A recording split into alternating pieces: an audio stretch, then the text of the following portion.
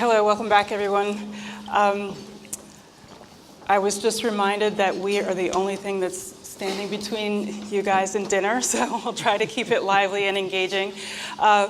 This panel we're talking about the future of luxury travel, and we've sort of talked around this all day. We started off with very inspirational footage of space, and we've talked about social media, marketing and publicity, and also technology. But on this panel, we're going to sort of focus on the habits of the travelers themselves, the people who will be defining the way that we travel in the decades to come.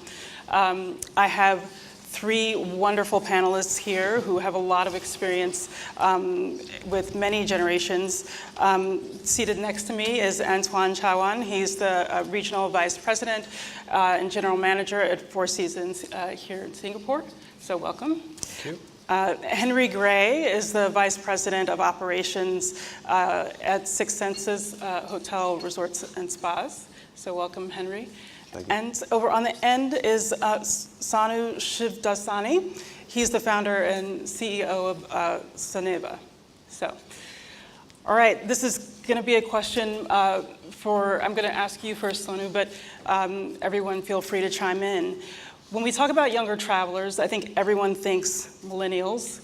My first question is really, are they the people who are going to be defining the way that people travel in 2026, 2036?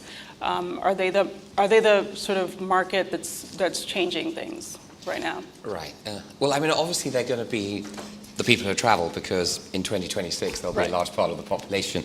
But I think one needs to sort of really understand, what really is a luxury. The word luxury has been overused, and in my opinion, it's anything that's rare, that's not commonplace, that's not everyday.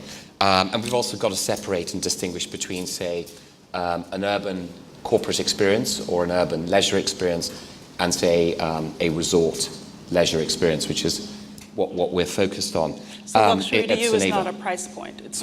Luxury to you is not a price point. No, I think the word luxury is something that's rare. If it's commonplace, then it can't be a luxury.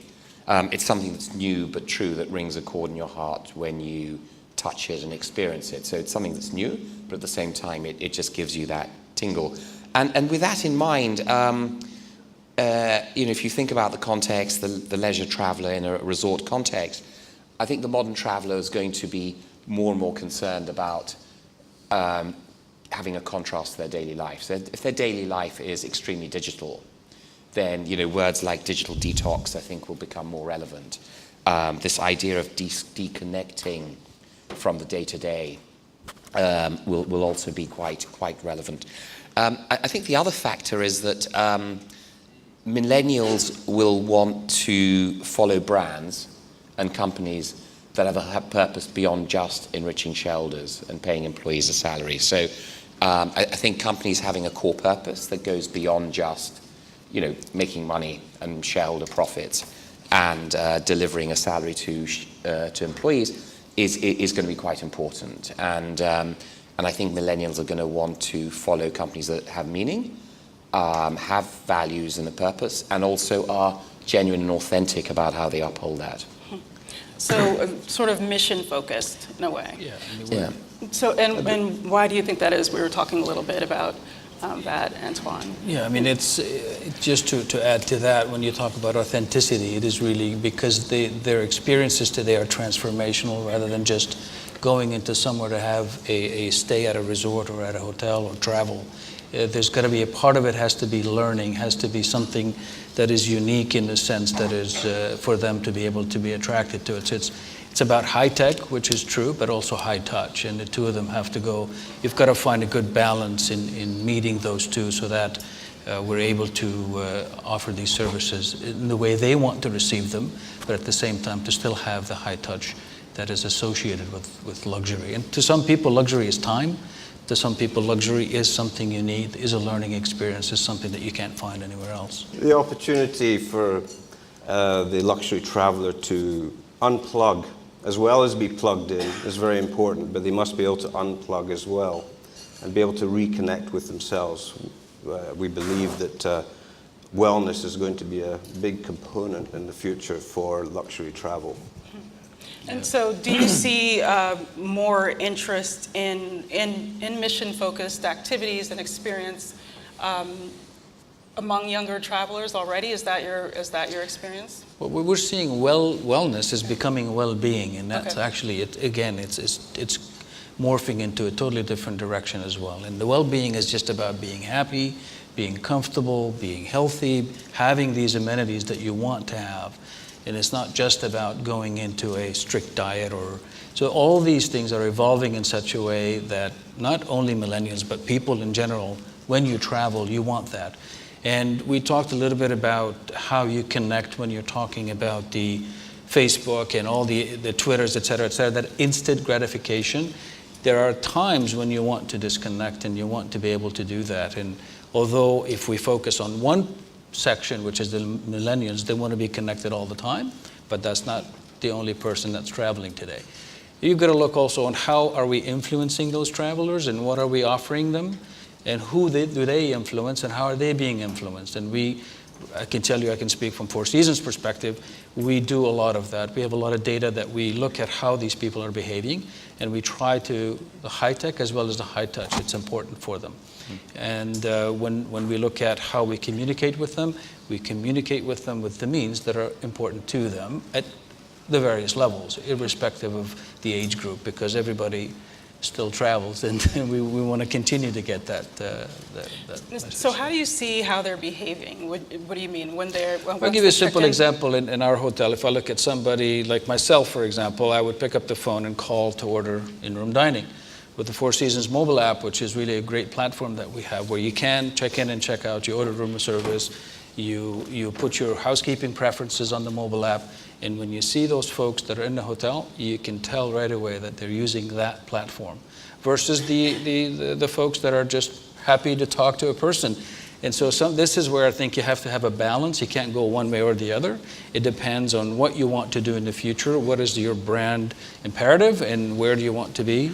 And you have to be able to understand what the consumer wants and provide it to them. So. Yeah, at the same time, the fundamental aspects of service doesn't disappear.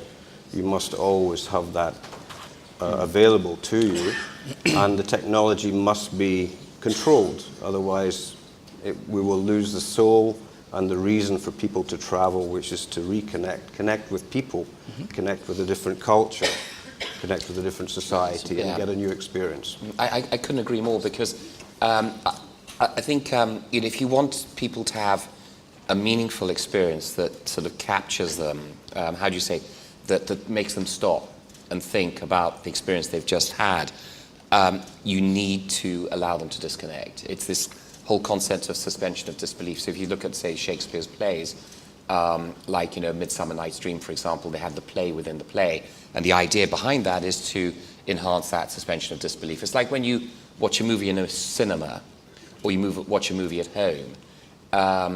Quite often when you watch a movie in a cinema, you walk out and you're quite silent for about half an hour afterwards. It's really hits you. Whereas if you watch a movie at home and the phone rings, you pause, you go and get a tea or whatever, those interruptions break that sort of suspension of disbelief, and you never quite get the emotional impact. It doesn't quite hit the gut in the same way. And I think you can compare a holiday in the same way. If you manage to create that break from your everyday life and you're struck and hit in a way that you aren't normally touched, that becomes very meaningful, and that sort of generates a lot of loyalty. So our experience, at least, when I was running Six Senses as well, was that the hotels which had the higher repeat level were actually the ones which actually disconnected the most. So at Soneva Fushi, our repeat level is about 52%. For a long-haul destination, it's arguably a world record. Everyone's coming about 11, 12 hours. And there we don't have any cable TV, still today. So you've got TVs, they're beautifully hidden, and we've got thousands of movies which guests can access, but you can't turn on CNN. You can, of course, access the internet, etc., but we sort of discourage it as much as possible. And that allows that suspension of disbelief where people have a more memorable holiday to the extent they want to return. Whereas if you're connected to CNN or BBC, even if you sort of say I'm not going to turn it on. If it's there, invariably it will turn on. So I think it's important to have That's that the high balance. touch. And to, You have to have both, and the experiences that you go to the Maldives, for example, and you could swim with the manta rays, and you could do these kind of things. Of course, when you go to those destinations, you have these amazing experiences, and those are unique in a sense, irrespective of what age group you're in. You're gonna enjoy something like that. So, high touch, the service, the level of customized services that you provide to your guest, final full stop. There's always going to be part of luxury, part of hospitality, part of travel. Varying degrees on how you communicate and how you reach the different level of customers that you have. But the crux of it in the end, they all want it a certain way. They all want to be able to be pampered and enjoy those special experiences. Everyone expects personalized service and luxury. That's the key to success.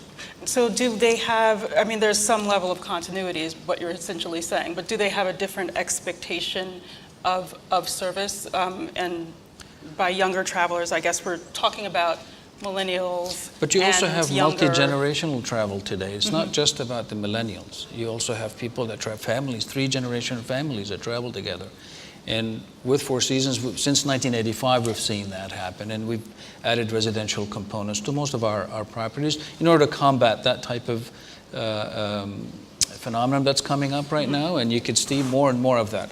It's because people want to connect, they want to be together, they want to enjoy the fact that all 3 generations families are holidaying together, and that's going to be good. And when you think about Airbnb, for example, that are disrupting that, we have to continue all luxury products. And whoever's in this room who's thinking about the future, if this is going to be, that's why they're going in those places, because they have these opportunities to be together in their own environment to do what they want to be able to do. So that's part of it as well, and it's disruptive. yeah, but I think if they are going to connect, then you've got to give them the opportunity to connect with each other and try and avoid certain distractions and the day-to-day. So I think that will continue, that trend.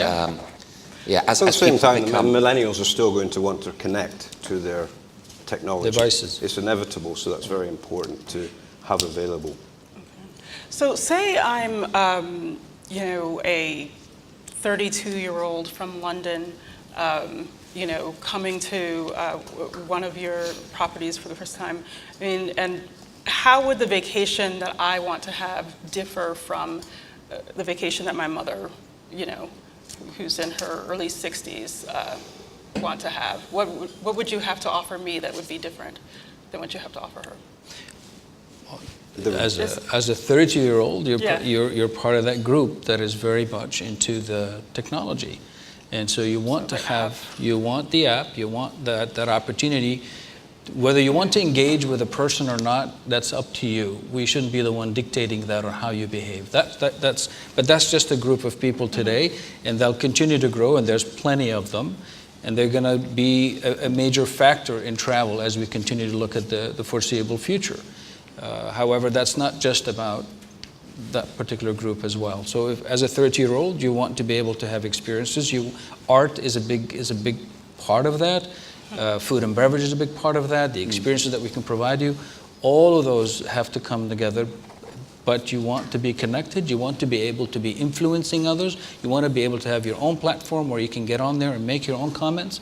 So we bring this back, and we bring these comments, that we put them in front of our guests so that they could see these things when they go on our website. These are live comments that people can see from guests' experiences that have been uploaded as well, because that's the way this group of people, that's how they influence, and they listen to bloggers, et cetera, et cetera, et cetera. So, whereas if my mother was to come to the hotel, she's going to want to know who the GM is, and she's going to want to be greeted in the lobby, and she's going to want to have, and that's still very important. So you can't get rid of that. Do both. You have to. So do your both. mother's not going to be looking at hashtags? I don't think so, although we communicate a lot on FaceTime right now, but and she's 85 years old, God bless her, but that's just the way it is today. I mean, it's... But they also want that buzzword of today, authenticity. They expect absolutely, to see this. and an individual experience, and something that's quite individual and differentiated from what they get elsewhere. Because if you think about it, luxury itself is becoming quite institutional. So, if you go down Orchard Road here or Bond Street, you see these names on doors of people who were once passionate about making a dress or luggage or a handbag or jewelry. And all those names are now owned by 2 or 3 big groups. We're also seeing that in hospitality, of course, where the groups are merging. Generally, hotel companies are managing other people's hotels. So the owners of the hotels become institutions. They're insurance companies, sovereign wealth funds, and they have various brands within their portfolio, but same architects, same interior designers, same asset managers. So over time, I think the risk of luxury hospitality brands is that they risk following the fate of Intercontinental and Hilton, and who were luxury brands back in the 70s. That's where heads of state stayed, investment bankers stayed, and today, of course, because the difference between one of those and the other is just the name on the door, they lost that. And so I think more and more for purveyors of luxury in terms of accommodation and hotels, it's going to be to keep that individuality and drive the individual aspect, because the business model is very much about managing other people's hotels, and over time you start to become very institutional. So to that point, if I may, you hear now, we've seen this several times, where people are actually boasting about the fact that they can go to a place and not look at their email for a week. And they feel that they've reached a certain status where they are organized enough that they don't have to look at their emails, that they can completely disconnect. So it speaks about that whole digital world that we live in, that constant, and the ability to be able to disconnect from that and have enough confidence that you're able to disconnect and enjoy your vacation without having to worry about your business. And that's So I guess a few things then. What you're saying is that people will want technology, but yet the ability to disconnect. They want something that seems small and scale and authentic, that's distinct from other properties, and they'll want something that enhances well-being and wellness. Is there anything Probably else? look for a more independent street to the destination that they go to. Something a little bit unique or different to the run-of-the-mill. It's an emotional connection that you need to make.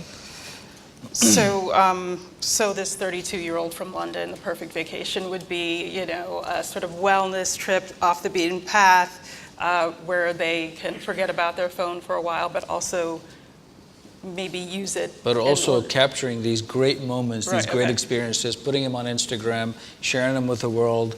That's going to continue to be part of it versus someone else who may not want to be interested in that and don't even watch CNN. They just want to be able to connect and be in their own world. So it's really about having both and providing the experiences that are suitable for the type of customer that you're after.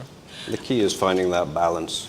Once again, going back to the technology, not letting it override the whole experience. A number of hotels are kind of aggressively focused on capturing a younger market. They're not necessarily luxury properties, but they have a lot of characteristics. They have communal space. There is a sort of hyper-connectedness in those spaces as well. The rooms have very specific dimensions. Some of them are more communal. They might have more beds or whatever.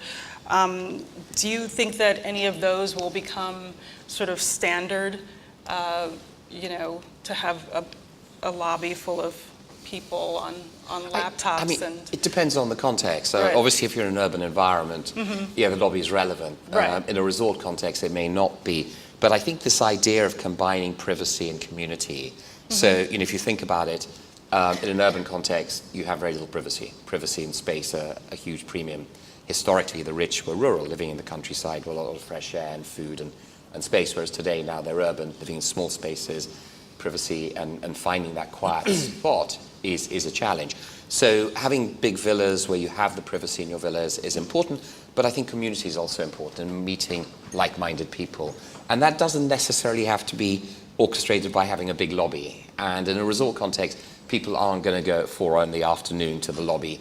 They may go to a bar area which has a sunset, and if you have seating so that one can meet the other, that would certainly work. But you can also orchestrate opportunities for people to meet each other. So, we've been focusing a lot on content. So almost, at our properties, almost every week, there's some content like, say, Buzz Aldrin, the second man on the moon, would come and, use our observatory and talk to our guests about that. And then there'd be a dinner, so there'd be a talker's table. Or a famous glass artist, because we recycle all our waste bottles and we have state-of-the-art sort of equipment. So you'd have a famous glass artist who'd come and do a talk, or a winemaker, or a chef, or whatever, or the deepest man who free dives, Herbert Nietzsche, who can go 240 meters, who's been 240 meters. It's amazing. Those sort of things. So those One breath. opportunities for guests to meet each other. A GM's cocktail party, I don't think should. I generally GM's cocktail parties can be quite naff. But if they're in a bar, of course, what do you talk about? You say, well, do you come here often, or whatever? Right. But if you have it on a sandbank, then it becomes quite a fun experience. And guests don't feel obliged that they have to talk to each other. So quite often, with our GM's cocktail parties, a guest will actually just go swimming, and the child will be wading in the water. Or they may interact, but then the level of interaction is at a second level. It's not that first level of cocktail conversation, breaking the ice. The ice is already broken because you're in a dramatic setting. You're almost, marooned together. So that creates bonds, and that does generate repeat levels. So I mentioned, some of our resorts having repeat levels up to 52%. A lot of the repeat is people meeting each other on holiday and then booking to come back and saying, well, are you going to go back to Soneva Fushi or Soneva Kira or whatever? And then they sort of, and you get emails from guests saying, actually, our dear friends are coming back. And I say to myself, well, they actually met them 2 years ago at our resort, but they're coming back and we're going to be spending time with them, and are you there, sort of thing. So I think that is important, that sense of community, but it doesn't necessarily need to have a lobby. It's how you create the experiences. You so also that guests have, can meet. you have products in cities like New York, for example, where there is no more front desk, and the restaurant is actually in the lobby. And that doesn't mean every hotel and every luxury environment has to be like that. There are ways to make it interesting, but there is that learning aspect as part of the experience. I think Sona touched on a lot of these types of learning experiences where you can, whether it's a winemaker, whether it's an art piece, or whether it's something that you get some emotional connection with it. I think it's very important. Now, the future of it, is it going to be, depending again, if you're going after the 32 years old and the type of people that want that environment, then, for us, we believe more in generosity of space and how we can allow you to have those moments where we're being generous with you, where you don't feel like you have to be nickel and dime for every corner you turn or every possible way you want to be. So that to us is very important. For example. Wi-Fi, it's like having hot water. It's like, nobody tells you, oh, great, your elevators are working today, congratulations. No, you never hear that, right? But it's really important that you be generous with our customers, irrespective of what age group they are, because that's something that speaks volumes. I think you touched on an interesting point, this idea of differentiators becoming qualifiers. So, Wi-Fi obviously is now a qualifier, not a differentiator. And there'll be other technologies like that, and so that is important. And I think, as you've touched upon as well, using technology smartly to enhance the guest experience. So I think one group that does that amazingly well is Peninsula. If you walk into the Peninsula Hong Kong. Well, I disagree with that. So it's just amazing how the technology is really smart, but it's really easy to use. You literally walk in within 10 seconds.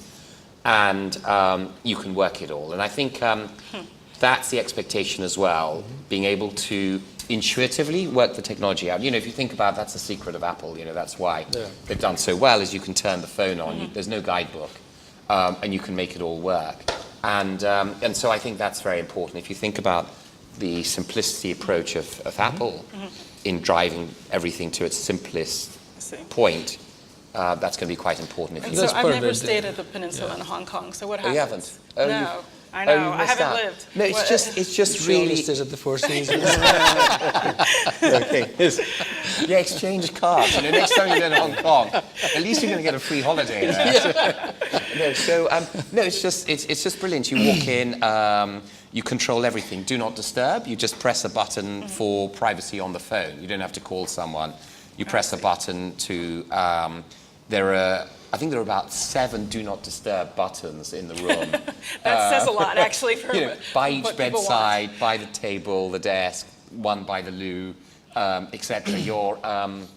You're listening to music in the bathroom, and the phone rings. There's a little speaker there. You press the speaker button in the bathroom. You're shaving, not the toilet, but just by each basin, and you press it, and the sound goes down. So that's really thoughtful. It just goes down automatically. And then they've got a lovely iPad now, which is just so easy to just work everything. Sometimes iPads can be very frustrating. Very complicated. Yes. So someone's just thought about it. Oh, Michael Kaduri is a technophobe. I mean, obviously he likes technology, and that's why he's driven that in his company. But he's quite a technophobe. So in terms of, I suppose the test is that if he can make it work, then it's okay, And so that's why I think it works really well. So I think it's a perfect example of where they've got the best out of technology. Yeah.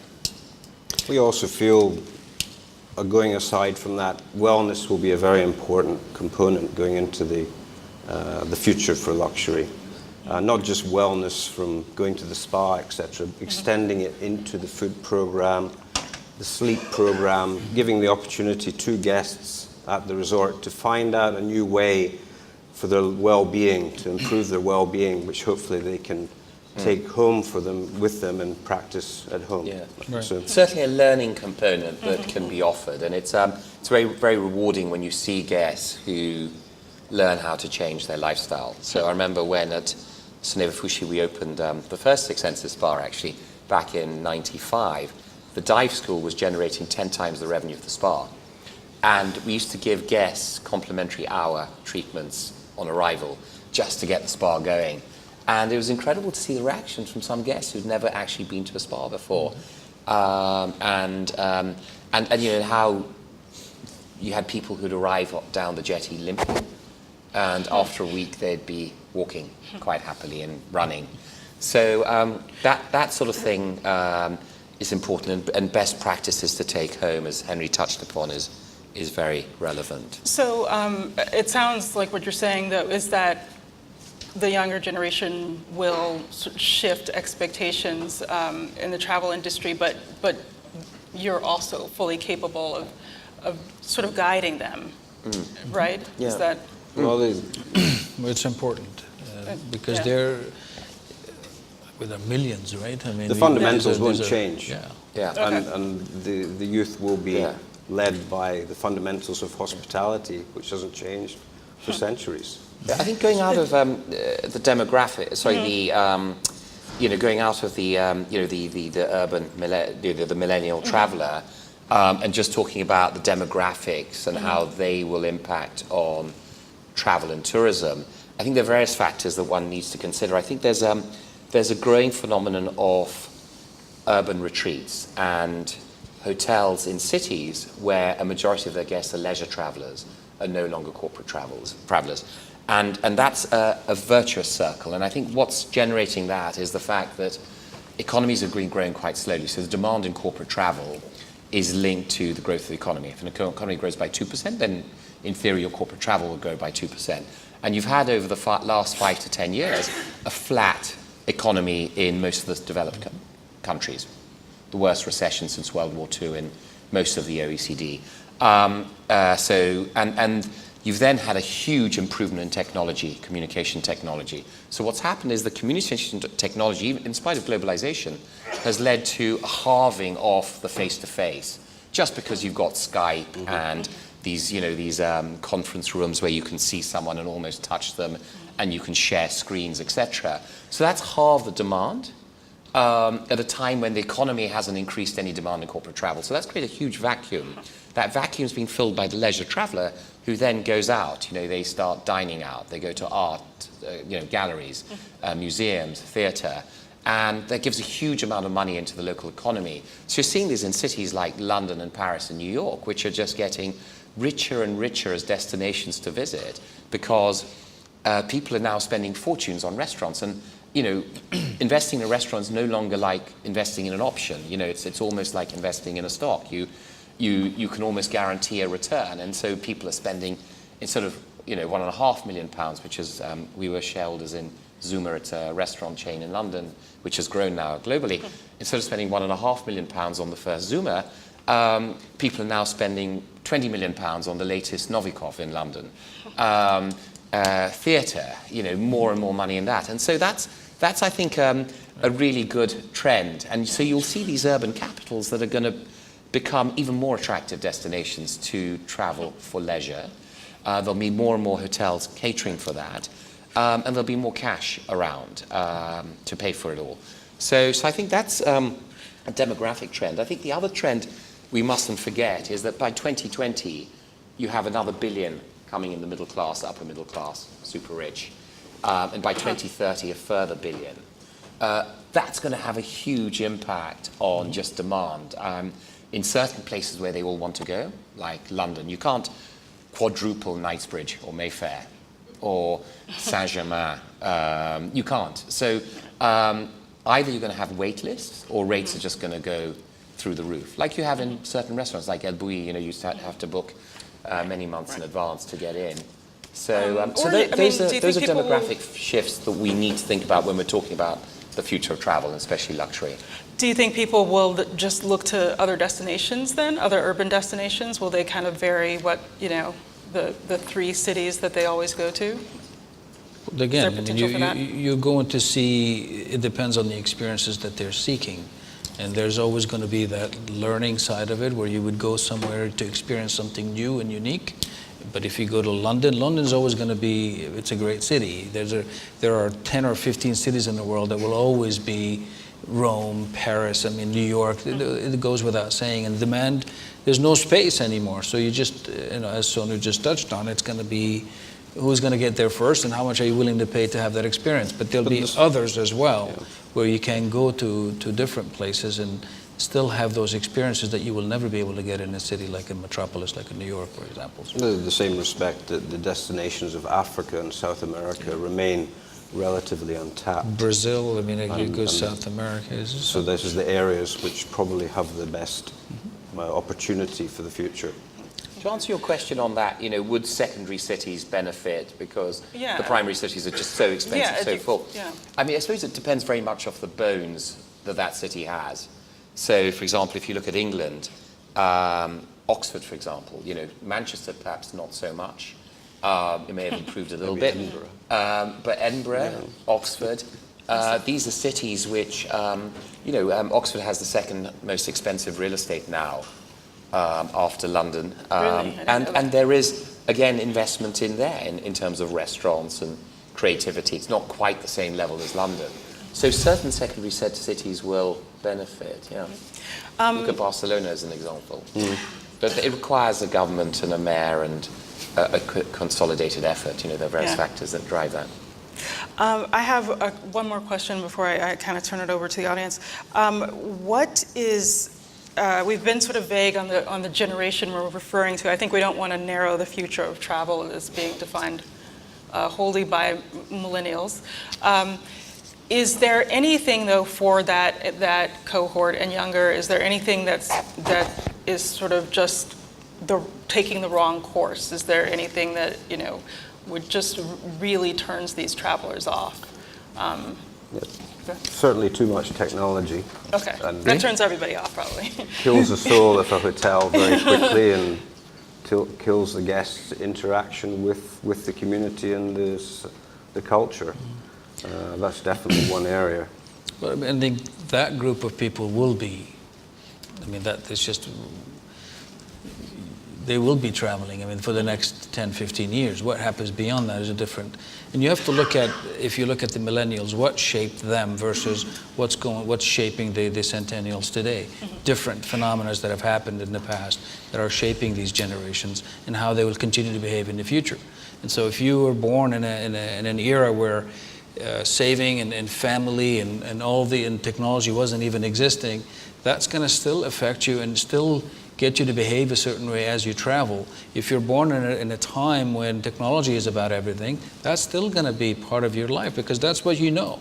And I can tell you my kids today are going to be a totally different generation altogether, and they'll be behaving in a different way as well. So we in the travel and luxury or not luxury, if we're going to be in this industry, we have to continuously adapt and adjust on how we offer our services so that we don't lose the high touch and what really makes hospitality what it is, or travel what it is.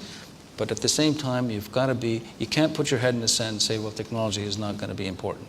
They're both equally as important, is finding that right balance and providing these experiences to the different groups as we evolve. And over-commercialization of the luxury product will affect the business as well. What do you mean by that, over-commercialization? Just being too aggressive in terms of attracting or meeting the bottom line, it affects the luxury travel. Luxury travel is about enjoying your space, enjoying the experience. And that's a dangerous track to go down.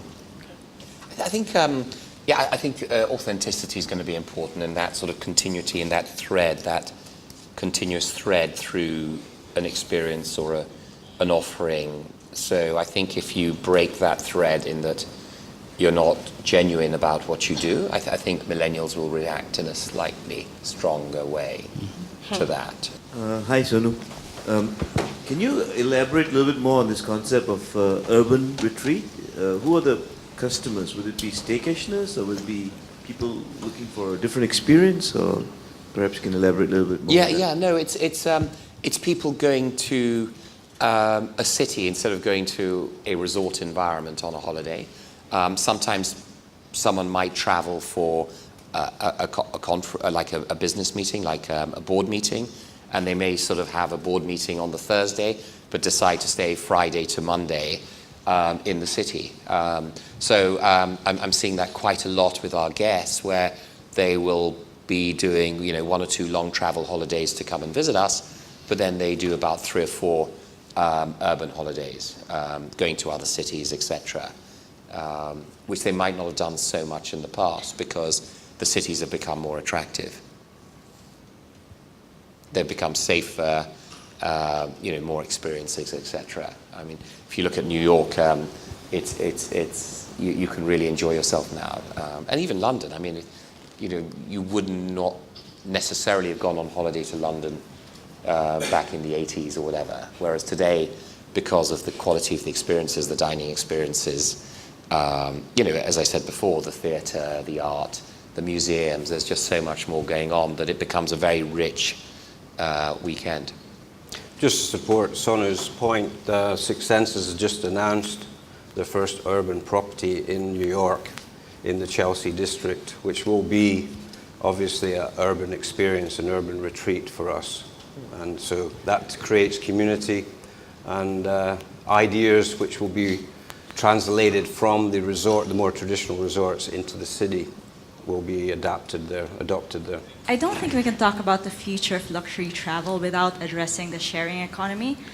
Say, for example, Accor bought One Fine Stay, as I'm sure you're aware, and Airbnb is expanding into experiences. As luxury travel, as hoteliers, how are you addressing this? Well, we touched that from our perspective in our company. We have a product that is a residential product that allows us to be competitive in that market by offering these residential, beautiful, fully furnished apartments, fully serviced, where you can have all the amenities of a luxury hotel, but having your own environment, having your own space. We have villas of the types in resorts and residences in some urban environments as well as in other locations. So that continues to be, our way of competing with the Airbnb. Mind you, in 1985, Airbnb did not exist. And so now it's a different world we live in, but that's how we are competing with that, and we believe we have a good shot at it. I think the shared economy is a great thing. Being a big, passionate environmentalist, if we're going to survive on the planet, the shared economy is going to have to play a much, much bigger role in our lives. I mean, we're very exclusive, unique leisure resorts in remote destinations. So it's not like someone has. I mean, there may be competitors eventually. You might have someone who has a beautiful island retreat, a Richard Branson, but Richard Branson rents his house out. But another one like that who might do that digitally. I think for urban opportunities, I think there's a huge opportunity for luxury Airbnb. You know, One Fine Stay, as you touched upon earlier, which Accor bought. There are quite a few other luxury alternatives, and I think it has a huge potential, a huge opportunity, and certainly if I was an urban hotelier, I don't think I'd be worried, because there are some who still would want to go and stay in a hotel, but it is certainly an interesting competitive product, because quite often families who live in a city, or say, you know, you have these families who have 3 or 4 houses around the world, a beautiful house in Cannes and London, New York, or whatever.